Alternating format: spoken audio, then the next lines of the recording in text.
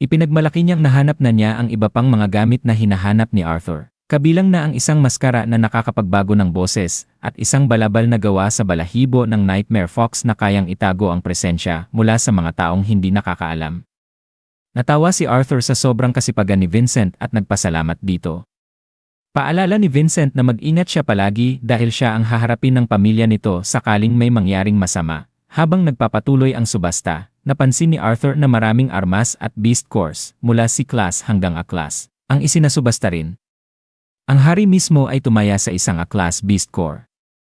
Naisip ni Arthur na malalaman lang ng makakakuha kung may beast will ito pagkatapos itong maabsorb.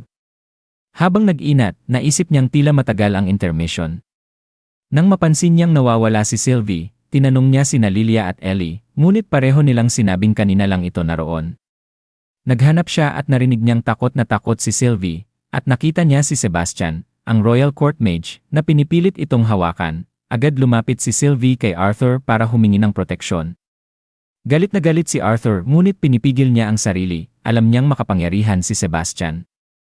Sinabihan siya nito na hindi dapat nakikipaglaro ang isang hamak na taga-bukid sa isang natatanging nilalang tulad ni Sylvie.